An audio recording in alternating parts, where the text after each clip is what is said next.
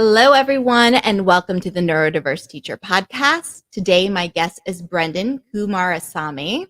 Brenden is the founder and CEO of MasterTalk, a coaching business he started to help ambitious executives and business owners become top 1% communicators in their industries so they can accelerate their success in the workplace and companies. He also hosts a successful YouTube channel by the same name with over 11,000 subscribers. He's coached many executives from companies like Salesforce, Amazon, IBM, Morgan Stanley, Blue Cross, J. Walter Thompson, Deloitte, Verizon, and more. So welcome, Brenden, to the Neurodiverse Teacher Podcast. We're really excited to have you here today. Kristen, the pleasure is absolutely mine. Thanks for having me. Wonderful. Well, I'm going to jump right into it if you're good with that. And I want you to tell me a little bit more about your passion for helping others develop sound communication practice, and where does that passion stem from? Yeah, absolutely happy to get started with that. So when I was in business school, I did that for college and university. And I did these things called case competitions. Think of it like professional sports, but for nerds, Kristen. So while other guys my age are playing baseball or rugby or football or some other dangerous thing you probably wouldn't see me playing, I did presentations competitively. And that's how I learned how to speak. But then as I got older, I started coaching a lot of the students on how to communicate ideas because I wanted them to win competitions. And that's what accidentally built my ability to coach other people on how to communicate. And that's what led to the YouTube channel because I realized that everything I had in my mind wasn't really available for free on the internet. So I just started making videos. And then a few years later, turned into something I never could have imagined. That is really cool. I mean, I always like when something kind of starts from just something, hey, I'm doing this or I'm interested in this, and then it like grows into something really, really big. That's really, really neat to me. So it started when you were in college. Is this what you were going to school for? Is this what you thought this is what you were going to want to do or pursue? I wish, yeah, not even close, actually. My bachelor's degree that I completed and graduated in is in accounting, Oh wow. Kristen, of So all things. complete kind of 180 then. Oh yeah, I worked at PricewaterhouseCoopers for a while as an accountant. I worked at IBM as a tech consultant, so I definitely took a 180 in my career, and it was definitely unexpected. That's so tell me, did people seek you out then in college? Was there something like how was it more just they wanted to learn how to be a good speaker? Did they say, "Hey, I've got this big presentation going up and I'm freaking out. Can you help me with this?" Like how did this kind of come to be? For sure, Kristen. So what happened was when I entered these case competitions, it was my first semester of college. I Mm. really wanted to get a job, a really successful job, because I didn't come from a lot of money. So that was my goal. So I had my oversized suit on that I got for $100 because I couldn't afford anything better. And I would go to these cocktails and I ask these students, well, how did you get these jobs at Ernst and Young and Price and Mhm, Deloitte and all that stuff? mhm. And what they told me really shocked me because I thought they were going to say grades. And they all said, do case competitions. I said, huh? Like, what's a case competition? And then they started to explain that it's kind of like getting drafted into the NBA, but for business, where you do these competitions and then executives at companies recruit you to work at their companies. And I said, oh, okay. So I started doing really well at these things. I just had a gift for speaking. I started winning a couple of them. And Mhm. then the year after, I took more of a mentorship role for that program. And I just made myself the communication coach because I felt that a lot of these students that were going to these competitions weren't great at speaking. So I just started coaching them on my own my own initiative, and it just turned in. Mhm. I just became known for that. That's really cool. So where did you get that knowledge base? That is it something where you just felt like I'm just naturally, I'm really good at this. I feel good. I get a lot of compliments. So I want to take these kind of natural skills and help them. Or is it something that you felt like you were exposed to or developed someplace when you were younger? Yeah, I mean, you're asking me the right questions, Kristen, that I wish most people asked me. And the truth of the matter is, I'm very much, I figured it out all myself, and the reason is because I didn't really have a lot of money. There wasn't that many videos out there on YouTube. Sure, you had to look a couple of books like Dale Carnegie stuff Mhm. or Craig Valentine stuff, but I didn't really have money for a coach or Toastmasters, even if Toastmasters isn't that expensive. So most of it was self-taught, actually. I just taught myself how to speak with my peer group because a lot of the people in these case competitions are very talented people. There's only Mhm. 70 people in this program, but there's 7,000 people in the faculty. So it's the top 1% of the students. So it was easy for me to learn this on my own because everyone is a great speaker. But the Mhm. real challenge became after I got good at it, how do I transfer my skill set to other people? And frankly, I sucked at it. I had no idea what I was doing. Think of me like a mad scientist who tried 25 different things and Mhm. 7 or 3 of those things worked. And Mhm. that's how I built a lot of my thought leadership. And that's why a lot of my thought leadership is fairly unique because I didn't really take it from another coach. I kind of figured it out myself along the way. I like that. So you found something that you're like, this is my niche. I'm really good at this, but I'm going to make it my own. Now, were you a really good speaker even when you were really young, like in elementary school, middle school, high school? Did you do stuff like debate team or anything like that? So funny enough, for most of my life, Kristen, I actually wasn't that great at communication. And the reason is because I know a lot of this are odd coincidence. You're probably looking at me, you're like, what is happening here? No, I mean, you just sound so wonderful and you're so passionate about this. I just assumed that, yeah, like I've been rocking this since elementary school. Yeah, I wish as well. So no, I actually had a lot of problems growing up, and I'll list a couple of them. So I grew up in a city called Montreal. For those who don't know, Montreal is a city in Canada where you need to know how to speak French, which is a language I didn't know. So my whole Mhm. life, not only did I have to present, which was uncomfortable, I had to present in a language I didn't even know. Oh, gee. So super challenging. I still live in Montreal, love the city, but a Mhm. big challenge. That's challenge number one. Challenge number two is I have a crooked left arm. And the reason is because I had a surgery when I was 2, 3 years old. So Mm. because of that surgery, I had a big cast when I was in kindergarten and first grade, and it was really hard for me to make friends. And then the third one that we alluded to earlier is you would think that a communication expert at least has a bachelor's in communication. I have a bachelor's degree in accounting. So there you go. Hey, I have a bachelor's in communications and now I do education. So who knew, right? So I mean, I just think it's so funny that accounting to communication seems like a much further stretch than communications to teaching. So, but I love it, and it you really are like I can tell just speaking with you right off the bat. You're very personable. It's very clear. It's very engaging, and so I just assumed that you must have had that skill set, like a natural skill set, but what I'm hearing from you is that no, that was something that you developed as you got older. Were you shy when you were younger at all? How did you feel about getting up and talking to people? And I love that you brought that up, Kristen, because it really points the conclusion that heck, if I can do it, anyone can do this. Mhm. That's why I'm so passionate about what I do, because a lot of us think that speaking and communication is just built-in talent, when the truth is no, no, no. Like my ecosystem, my ethos Mhm. of my thought leadership is a quote by Kevin Durant, which is hard work beats talent any day of the week when talent fails to work hard. Right. And that's really the key. Right. So Yeah. so that's the idea is I just practiced a lot.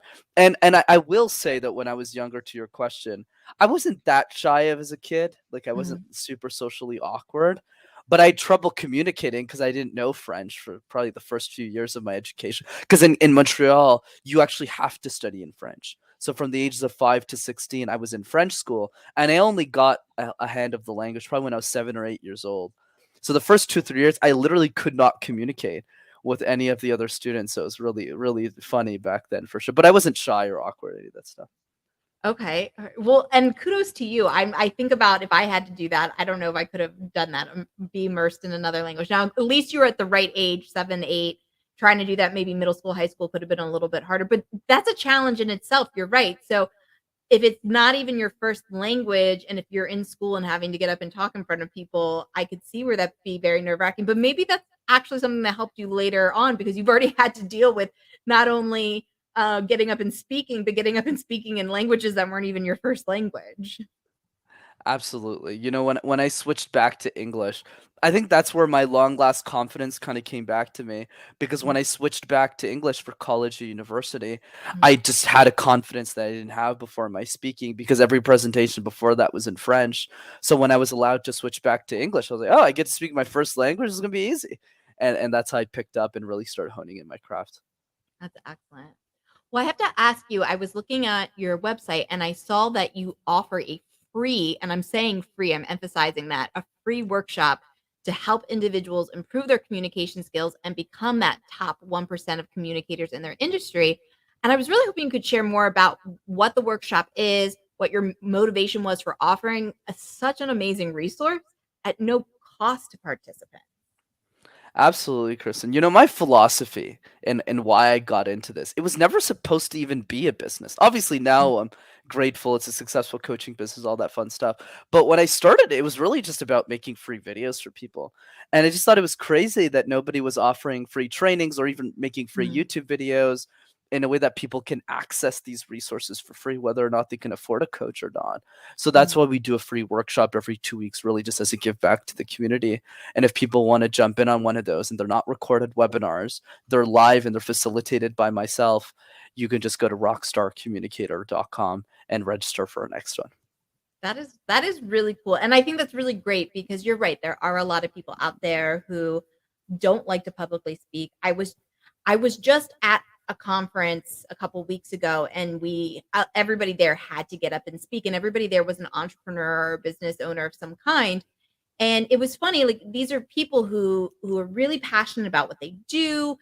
They have really great products, but when it got time to have to stand up in front of their peers and speak, I felt like some people were not getting their message across clearly or making the impact that they really could make, because I mean their product was fabulous or what they were really motivated towards was fabulous, but that communication piece really made you as a listener either tune out or not really understand what they were trying to get at. And so do you feel, and I think I kind of know the answer, I'm going to ask you this anyways, do you feel like communication is something that is crucial to have if you're somebody who is an entrepreneur or somebody in business and you really want to be able to express to somebody what your business is or what it is that you're offering? Absolutely, Kristen. I definitely think it's essential for a couple of reasons. One, the question that a lot of business owners don't ask themselves is, as my business is scaling, are my communication skills scaling with the business? What do I mean by this? Let's say you're a business doing 100K a year, to keep things simple. Usually at that level, when you're doing 100,000 or less, you're usually doing every part of the delivery yourself. So you're doing all the sales, all the marketing, all the fulfillment, and the ascension where you keep a client or a customer for a longer period of time. That's how it usually works. But then as the business scales, you start to delegate all of the things that you used to do. But if you're not a sharp communicator at that level, the way that you explain how to do things to your employees will create a lot of friction and inefficiencies within the business. Mhm. Meaning, that a lot of your employees will come back to and say, what did you mean? What did you say? I didn't really get it. And it won't land as sharply as you could have before. And that will create a lot of wasted time. So that's one piece. The second piece is exactly what you said. You know, Brenden, I was at this conference and these entrepreneurs were getting on stage and they didn't do such a great job communicating their message, which drives me crazy. Because usually the hardest part isn't presenting, it's getting the engagement, getting the gig.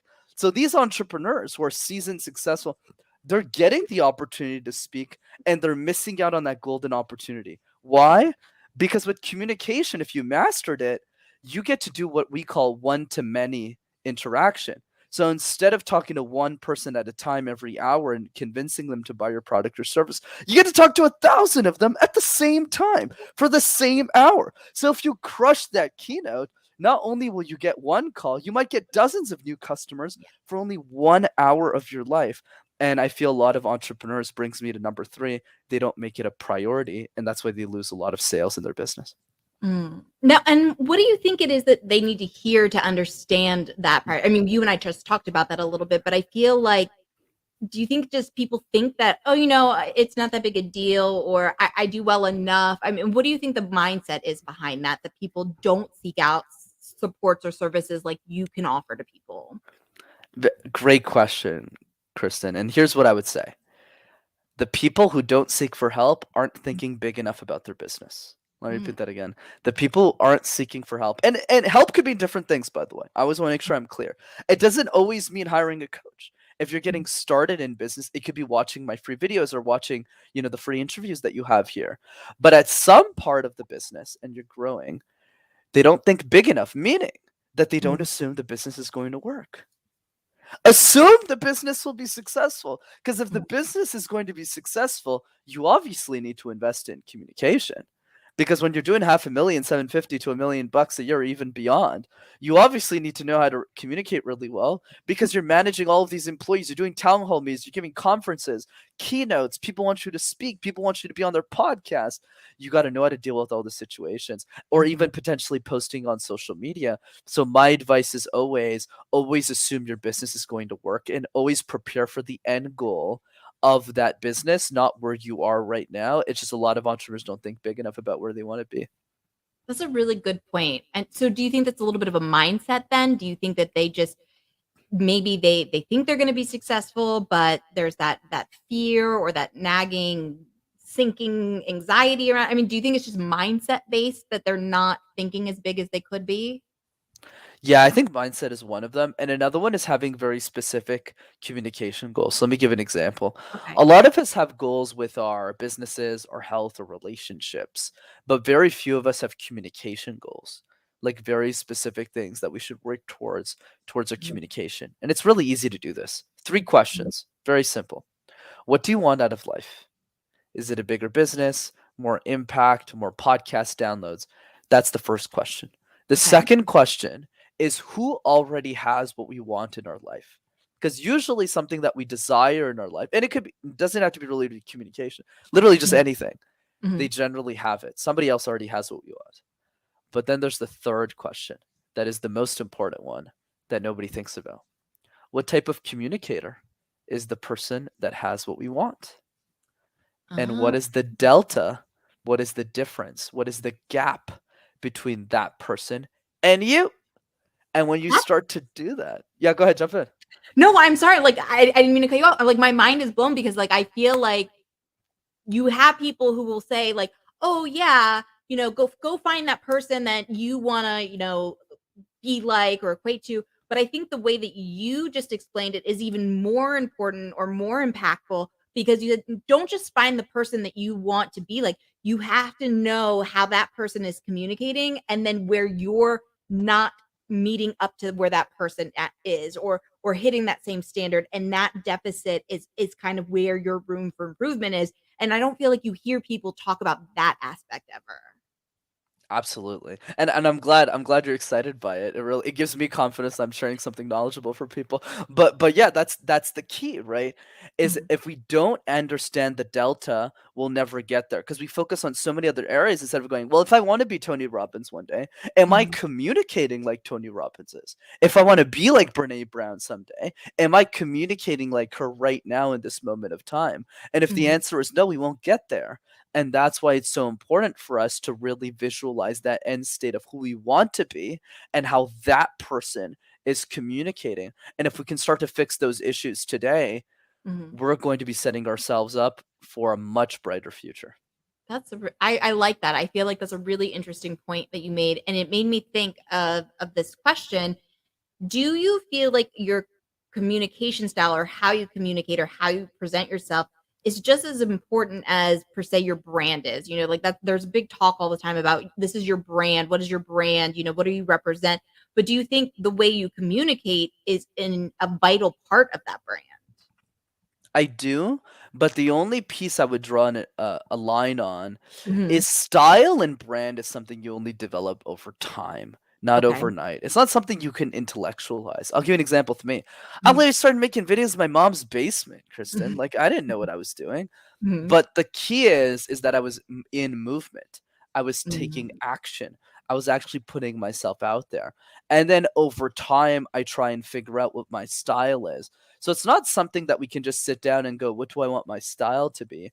But Mhm. rather something that gets created within us as we create more and more content, guest on more podcasts, speak on more stages. But the Mhm. worst way to figure out our style is to just sit at home on our computer and just wish for our style to come to us. That's the worst way Absolutely. to do it. The best way to do it is to really just keep increasing that output. That's one part of the conversation. The other part of the conversation is to study other speakers. So I'll give you an example with me. I model my style off of hundreds of speakers, but if I had to name my top three, it would probably be Gary Vaynerchuk, Seth Mhm. Godin, and Scott Harrison. And I'll go Mhm. really quickly as to why.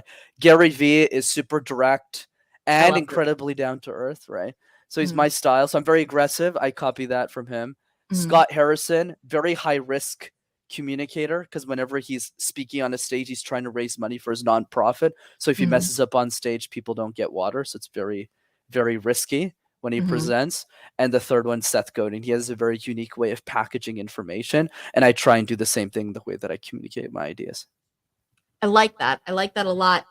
And you also made me think of another, and my brain is starting to go out on me. What was that thought? Oh, I loved it because I had a really good question for you. It'll come back. I know it'll come back. It'll come back. But I like that. I like that you're packaging and you're seeing other speakers and you're kind of bringing that into to develop your own brand of this is who I am as a speaker. And I think that's fantastic because I think that, oh, I remember what it is. Sorry, I'm going to jump back here for a second. You were talking about how you were just creating content in your mom's basement and you were putting it out there, and that was part of your development. And I liked that because I think sometimes we get stuck in this mindset that it has to be perfect before we can even start or we can even put ourselves out there. And that half the time, that's why people end up never pursuing or going after or even starting this journey of this amazing idea that they had, because they're seeking this perfectionism before they will even put themselves out there. And what I'm hearing you say is you don't have to seek that perfectionism. You just have to get started. Absolutely. And for the record, and my CEO clients know this, I still live in my mom's basement, except now I pay all the bills, which is a bit different than last time. But the point I want to drive is you're right. A lot of us, we make excuses not to do the thing versus to do the thing. And this is something one of my coaches taught me. And it's a question. Are you making an excuse to do the thing or not do the thing? The reason why we don't post on social is out of fear and judgment of what other people think of us. Whereas for me, the better way of thinking about it is to see it more like a boxing match, where one side of the ring is the fear, the stress, the anxiety we might have around communicating a message, and the other side of the ring is why it matters. Why is it important for us to share our message? And the goal is not for the fear to leave the ring, because that's impossible to do. If me and you were having lunch and Elon Musk called me and said, "Hey, Brenden, I like your YouTube videos. Can you coach me tomorrow? I'll pay you $1 million." Would I shit my pants? Yeah, that's okay. The goal is not to remove the fear, but rather make sure that in that boxing match, when your message and your fear meet in the middle of that match, that your message wins the match, that your message gets the knockout punch. Wow, that's really impactful. I like that. And because I think you're right. I think that fear is oftentimes what is holding people back. And even going back to a little bit what we were talking about, these great CEOs or these speakers, that fear of just getting up in front of their peers is sometimes what's holding them back in delivering that, as you said, knockout punch. And so having those communication skills, I think is important. Obviously, I think you feel that way as well too. 100%. So tell me a little bit more about your YouTube channel and what can people expect if they check it out. So it sounds like you've got content on there for a while now. What are some of those things that people can go on and find, and why should they go on and find it? Absolutely, Kristen. So the YouTube channel is what I started a few years ago, and my hope and dream with it is I think the next Elon Musk is a 7-year-old girl who can't afford a communication coach. That's my ethos. I don't need to make YouTube videos anymore. I'm doing just fine in business. I think the reason why I created them is really to make sure that everyone in the world has access to all of these resources, whether they can afford a coach or not. And that's why I started MasterTalk. So if you're someone out there who really wants to refine all of your communication skills, how do you deliver inspiring feedback, how do you speak up in meetings, what are some daily exercises you can practice every day in communication, every single question you'll have on communication, hopefully I've answered all of them on MasterTalk and will continue to. So check out the YouTube channel to get access to all those videos for free. That's awesome. And I do it for those who are watching and not listening. The YouTube channel is scrolling at the bottom of the screen, so they can definitely check it out there.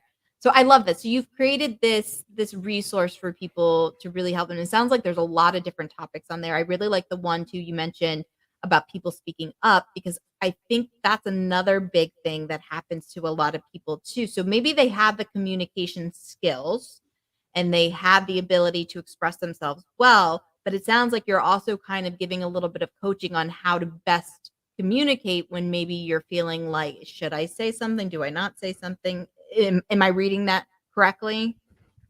What 100%, Kristen. It's the idea of even if we're already great communicators, there's always something that we're not great at in communication. And the idea is how do we refine every little part of it so that we can walk away phenomenal at this skill.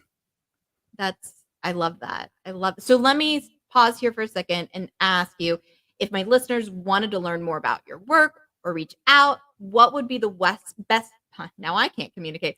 What would be the best way for them to do that? You're totally fine, Kristen.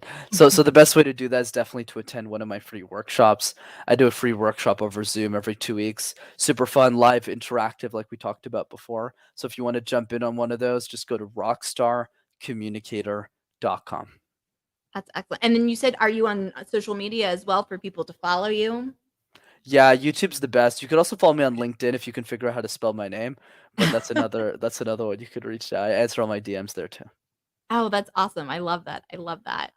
All right, so tell me more. What are your long-term goals for this? What are you working on? You have this master talk, you're helping people, you have these free seminars. What else? What is your future of communication? Yeah, absolutely, Kristen. For me, the mission, the vision behind what I do is how do we live in a world where every single human being has access to free communication tools that they Mm, can learn from. There's a couple of parts to that strategy. I would say the first one is really scaling up the coaching business because that's how I pay the bills. So I have more resources for media since the check that I write for my YouTube channel's production team isn't cheap. So I would start there. And then the next piece is really scaling my socials, since that's mm. where a lot of the attention is. How do I bring more acclaim, more focus on my YouTube channel amongst all my other socials to increase more awareness? And then the next few years, write a book on the subject too, so that when people can read just that one book, they'll have all the tools they need to be a great speaker. I love that. I do love that. And I really love your passion behind this too, because I see it as not only a skill set that young people need, but I see the need for it in adults. And I don't know why there's so much fear behind getting up or speaking or expressing ourselves. There's probably a lot of different psychological rabbit holes we could go down. But I like that you are a resource and that your passion for communicating clearly is out there and that people can seek you out to kind of gain that support. So I think that is fantastic. Really, really appreciate it. Well, tell me, what is something I haven't asked you or I didn't get to or touch on that you want to mention? I want to make sure that you have an opportunity before I ask our last question today to share anything that I didn't get a chance to ask you about. Yeah, absolutely, Kristen. For me, what I always like to end with, and we could jump to the last question as well, is a question. And the question is simply this: how would your life change if you were an exceptional communicator? A lot of communication is saturated in negativity, stress, anxiety. Whereas for me, it's more about, hey, when was the last time we were excited about our communication skills? We're Mm. excited about the expensive things we want to buy, the businesses we want to run, the houses we want to get, the cars we want to drive in. When was the last time we got excited about our comms? And the answer is never. So how about we start today? How would your life change if you were an exceptional communicator? Start to reflect on that because you'll realize really quickly that communication is so much more than just getting the extra sale in your business. It's the way that you talk to your family. It's the way that you make friends when you travel. It's the way that you order food at a restaurant and make the waiter feel a little bit better that day. And that's really the point. When we realize communication is about leading a more fulfilling life, we'll start to take it more seriously.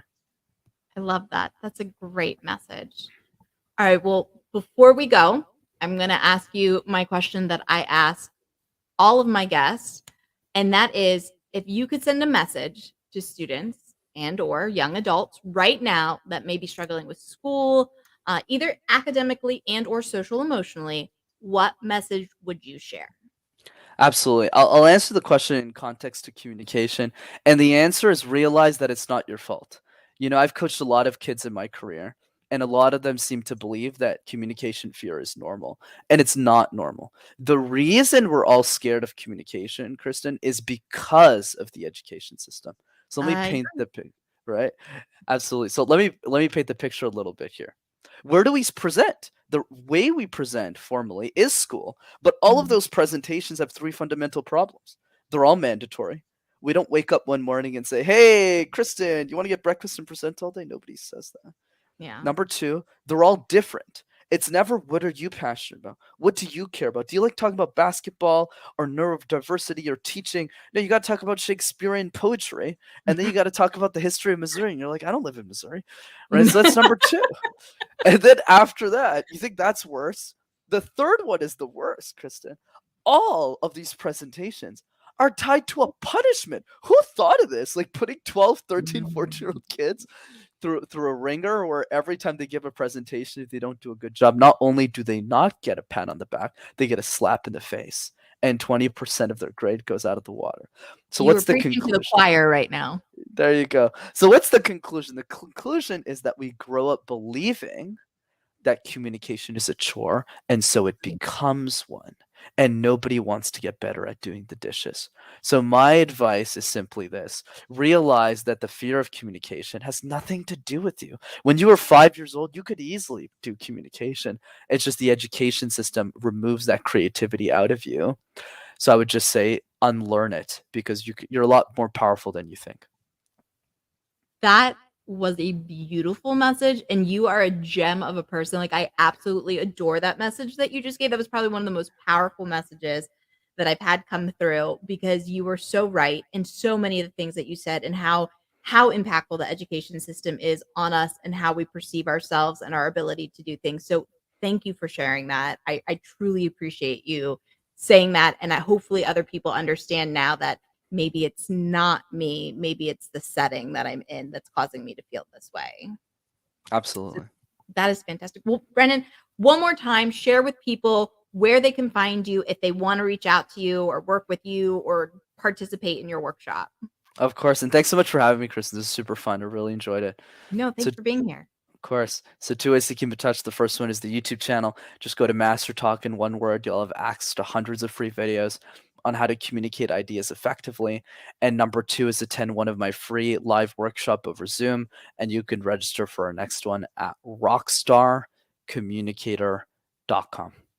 Excellent. Well, Brenden, thank you again so much for being here today. And thank you to everyone else tuning in to listen to The Neurodiverse Teacher. And I will see you next week.